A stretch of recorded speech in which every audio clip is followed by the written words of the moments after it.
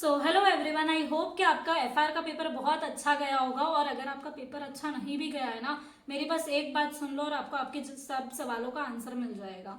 मैंने जब अपना एफआर का पेपर दिया था, मेरा पेपर नहीं अच्छा गया था। Like I scored in FR 44-45 something. और मैं घर पर आकर रोई थी क्योंकि मुझे एफआर के पेपर से बहुत उम्मीदें थी। फर्स्ट पेपर है, कौन नहीं चाहता है कि उसका पेपर अच्छा जाए।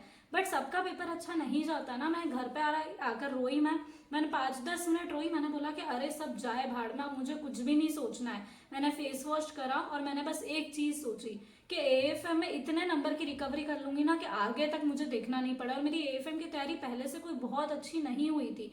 मैंने तो बहुत कट टू कट टाइम में पढ़ा था। स्टिल मैंने जो उस 1.5 डे के अंदर काम करा है ना, जो मैं आपको आगे बताने वाली हूँ, उससे मुझे 78 मार्क्स एएफएम में मिले थे। और ऐसे नंबर मिले ना कि जिससे मेरे बोथ ग्रुप्स के नंबर की सबकी रिकवरी हो गई और मेरे बोथ ग्रुप्स क्लियर हो गए। सो अगर आप भी चाहते हो कि वो पेपर आपके लिए एएफएम बने, कि एग्जाम्शन से भी एक अबव एज बन जाए, कि यार सिर्फ 60 नहीं वो 70-80 वाली अगर हमको तैयारी करनी है, तो मैं जो आपके साथ आज टिप्स शेयर कर रही हूँ, आप डेफिनेटली उसको फॉलो करो और फिर देखो आपके साथ क्या कमाल होता है। पर उसके लिए दो कंडीशन है। एफआर का पेपर आपको भूलना पड़ेगा, उसकी बुक्स हटाओ, उसका पेपर छुपा दो और एफआर के एमसीक्यूज आप चेक मत करो। कुछ भी हो जाए, बहुत ट्रैप है, उस ट्रैप में नहीं फंसना है हमको, ठीक है। सो एएफएम हमको क्या काम करना है? एक तो सबसे पहली चीज, अर्ली स्टार्ट का बेनिफिट लेना है, क्योंकि आप एग्जाम देकर आए हो। सभी लोग थोड़ा बहुत टाइम वेस्ट करते हैं, 6:30-7 बजे तक पढ़ने बैठेंगे। आपको बहुत जल्दी पढ़ने बैठ जाना है। इसके बाद आपको 3 चैप्टर्स आज के लिए टारगेट करने हैं। कौन से 3 चैप्टर्स? मर्जर्स, बिजनेस वैल्यूएशन और म्यूचुअल फंड। ये 3 चैप्टर अगर आपने आज करके रख लिए ना, आपकी लाइफ का बेस्ट काम हो जाएगा, ये मानकर चलो। फिर कल आपको 3 बजे से पहले पहले तक 3 चैप्टर्स और करने। कौन कौन से? पोर्टफोलियो, सिक्योरिटी वैल्यूएशन और आईआरआरएम। ये सब मैं आपको किस बेसिस पर बता रही हूँ? नंबर वेटेज के बेसिस पर भी बता रही हूँ कि आपका जो पहला कवर एरिया हो रहा है वो बहुत इंपॉर्टेंट हो। इसके बाद में 3 बजे से लेकर 9 बजे तक आपको, मैंने आपको ब्रॉड ब्रॉड टाइमलाइंस बता दी है, ठीक है, ताकि आप इसके आगे मत जाना। आपको वापस से 2-3 चैप्टर्स कवर करने हैं। कौन से? एक तो डेरिवेटिव्स हो गया हमारा। इसके बाद में एक हमको कवर करना है एडवांस कैपिटल बजटिंग, ठीक है। ये करने के बाद में आप ध्यान रखना कि रात को आपके पास जो 2-3 घंटे का टाइम बच जाता है ना, उस टाइम में आपको फॉरेक्स की रिवीजन वीडियो देख लेनी है। चाहे आपने फॉरेक्स पहले करा हो या नहीं करा हो, ये 2-3 घंटे की जो वीडियो आप इंटू 2 पर चलाओगे, ये आपको फॉर श्योर 6 to 8 मार्क्स लाकर देगी, क्योंकि फॉरेक्स एमसीक्यू में मिलने वाला है। अब बहुत सारे लोगों के मन में ये एक इल्यूजन है कि यार एएफएम अगर पेपर टफ आ जाता है तो हम क्या करेंगे। तो यही तो, इसीलिए मैं आपको बोल रही हूँ कि फॉरेक्स की रिवीजन वीडियो देख कर जाना, क्योंकि अगर टफ पेपर आया तो फॉरेक्स आईएफएम का वेटेज इंक्रीज होगा, और बिना फॉरेक्स के आईएफएम भी समझ नहीं आएगा और आपके नंबर बहुत ज्यादा कट जाएंगे। तो इतना सा देख के चल जाना, कोई क्वेश्चन सॉल्व नहीं करना है, कुछ भी नहीं करना है, सिर्फ रिवीजन वीडियो देख लेना। इसके बाद में सुबह उठकर, लाइक जो हमारा एग्जाम से पहले वाला पार्ट रहता है ना, उसमें हमको एक आईएफएम देखना है, एक हमको थ्योरी कवर करनी है, जो थ्योरी का प्रैक्टिकल पार्ट रहता है। कौन कौन सा? फाइनेंशियल पॉलिसी में एक एक्सटर्नल फंड रिक्वायरमेंट करके क्वेश्चन ऐड हुआ है वो।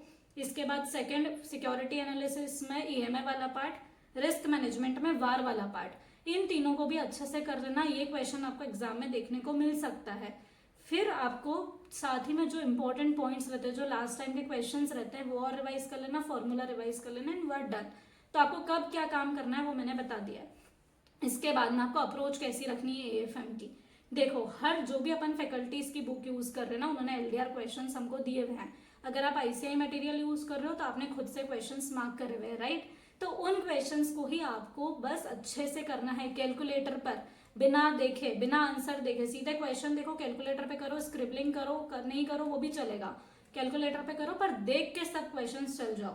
और जो एलडीआर के अलावा क्वेश्चन बच जाते हैं, उसका क्वेश्चन भी देख लो, आंसर भी देख लो, पर कुछ भी छोड़ो मत। अगर आपके पास आईसीआई मटेरियल है तो आप मत छोड़ो, कोई अगर बहुत ज्यादा बल्कि बुक है तो फिर उस केस में सिर्फ एलडीआर क्वेश्चंस कर लो। बट आई बिलीव कि जिसके पास भी अजय अग्रवाल सर की बुक है ना, वो बुक में अपन सारे क्वेश्चंस को एक बार गो थ्रू तो कर ही सकते हैं। सो आप देख लेना, क्योंकि एएफएम में क्वेश्चंस रिपीट होते हैं, इसलिए मैं ये बात बोल रही हूँ कि अगर आप बाकी सारे क्वेश्चंस भी देख कर चल जाओगे ना, क्योंकि आपको लिखने का पार्ट नहीं रखना है, पर ये पॉसिबल है। मतलब मैंने खुद आईसीआई मटेरियल के सारे क्वेश्चंस गो थ्रू करे थे 1.5 डे से पहले। तो अगर आप वो टारगेट रख लोगे तो हो जाएगा, अगर आप नहीं टारगेट रखोगे तो फिर नहीं होगा, ठीक है। तो सिर्फ इतना सा टारगेट रख लेना। और फिर भी अगर नहीं हो पा रहा है, मान के चलो कि आज के दिन में अगर आपके इस अप्रोच फॉलो करने से 3 चैप्टर्स नहीं हो पाए, तो फिर आप सिर्फ एलडीआर क्वेश्चंस को ही कर लेना। अब एएफएम में सबसे ज्यादा गलती कहाँ पर होती है? दो गलतियां होती है। सबसे पहले हमको समझ नहीं आता है कि हम स्टार्ट कैसे करें क्वेश्चन को। हमको क्वेश्चन दिख रहा है, लग रहा है कि देखा हुआ है, but first step he recall नहीं होती है। जिसके साथ भी ये चीज होगी ना, वो बंदा एक गलती करते हुए आ रहा है कि वो क्वेश्चंस के साथ आंसर भी देख लेता है, इसलिए उसका माइंड चलना बंद हो गया, उसको आंसर देखने की आदत हो गई है। आपको अभी सिर्फ एक सिंपल सा काम करना है, जब भी आप क्वेश्चन देख रहे हो ना, आप आंसर मत देखो, मन से करो, तो आपको एग्जाम में भी क्लिक हो जाएगा। सेकेंड चीज, एएफएम में आपको आरटीपीज एमटीपीज देखने की जरूरत नहीं रहती है। अमेंडमेंट्स जिस सब्जेक्ट में आते हैं ना, वहां पर जरूरत रहती है। तो आपके पास सिर्फ आपके आईसीआई मटेरियल है, आपको कोई रिवीजन वीडियो नहीं देखनी है, कुछ नहीं देखना है। जो हमारे पास कंसेप्ट नोट्स है वो उठाओ, फॉर्मूलाज याद करो और सीधा क्वेश्चन पे करो।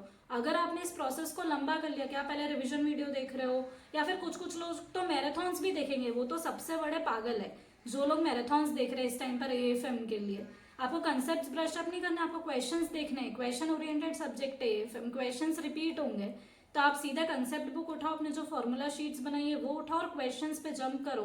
क्वेश्चंस हमको देखकर जाने हैं, राइट। इसके बाद में एक चीज ध्यान रखना कि जो सेकंड मिस्टेक होती है वो होती है सिली मिस्टेक्स, बहुत ज्यादा होती है।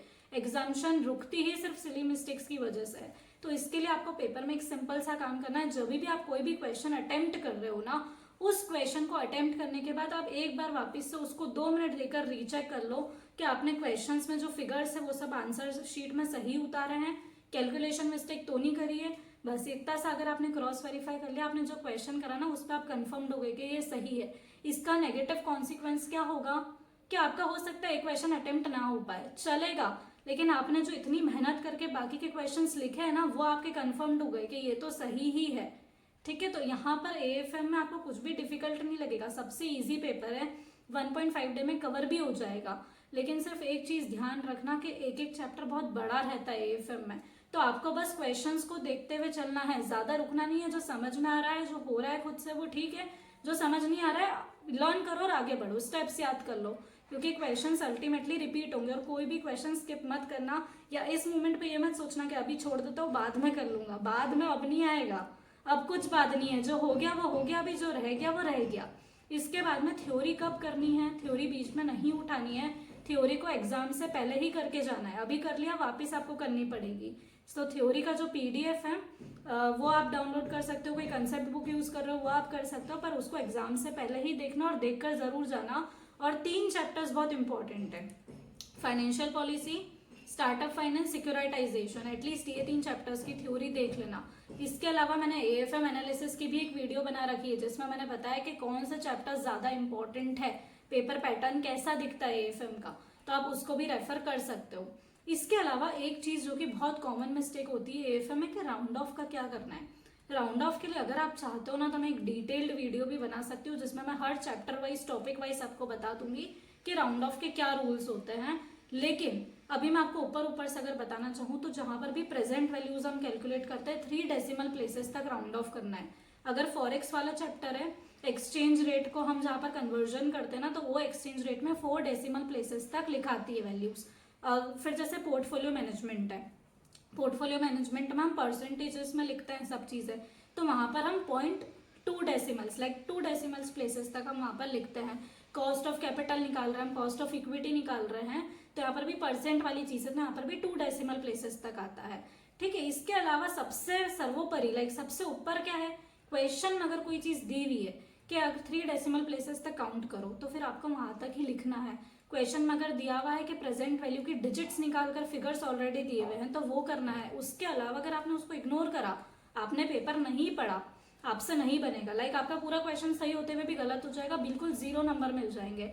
तो क्वेश्चन अच्छे से पढ़ना है अपने को। इसके बाद में जो सिक्योरिटी वैल्यूएशन रहता है, उसमें बॉन्ड ड्यूरेशन हम निकालते हैं ना, तो उसमें आपको 3 डेसिमल प्लेसेस तक करना रहता है। एमसीक्यूज एएफएम के कहाँ से बनते हैं, तो मैं 100% आपको लिख के दे सकती हूँ कि जो बेसिक क्वेश्चंस होते हैं ना एएफएम के, other than LDR questions, AFM के सारे एमसीक्यूज वहां से ही बनते हैं, बहुत सिंपल होते हैं। लेकिन सिर्फ एक शर्त है कि आप कोई भी चैप्टर छोड़कर मत जाना, 4 to 5 चैप्टर से एमसीक्यूज आपको मिलते हैं, और हर चैप्टर के लिए 2-3 एक केस स्टडीज बनती है, जिसमें 2-3 एमसीक्यूज आते हैं। जनरली फॉरेक्स और डेरिवेटिव्स, इन दोनों से एमसीक्यू देखने को आपको मिलता है। तो इसको बिल्कुल भी स्किप मत करना। और जो लोग IFM को स्किप करते हैं ना, मैं बता दूं कि IFM में मॉड्यूल में सिर्फ 5 इलस्ट्रेशंस है, प्रैक्टिकल इलस्ट्रेशंस टेस्ट नॉलेज दोनों को मिला ले तो 8 to 9 इलस्ट्रेशंस है, और एक क्वेश्चन पक्का पक्का आता है 7-8 मार्क्स का। तो 7 क्वेश्चन करके अगर 7 या 8 नंबर मिल रहे हैं ना, कोई बुरी डील नहीं है। याद हो रहे तो ठीक है, नहीं याद हो रहे तो 1 घंटा 2 घंटा निकालो और रट कर चल जाओ, ये 7-8 मार्क्स आपको पक्के मिल जाएंगे, ठीक है। इसके बाद लास्ट अटेम्प्ट में जो AFM के टॉपिक्स ऑलरेडी आ चुके हैं, जैसे कि पोर्टफोलियो में सिस्टमेटिक अनसिस्टमेटिक रिस्क आ चुका है, सिक्योरिटी वैल्यूएशन में बॉन्ड रिफंडिंग डिसीजन आ चुका है, तो जो जो आ चुके हैं वो वापस रिपीट नहीं होंगे, तो उनके चांसेस बहुत कम है, तो वो आप स्किप कर सकते हो, ठीक है। बट ये आपको कहाँ से पता चलेगा, जो मैंने पेपर लाइक एनालिसिस की वीडियो बना रखी है AFM के लिए, तो आप वो देख सकते हो, वहाँ से आपको पता चल जाएगा।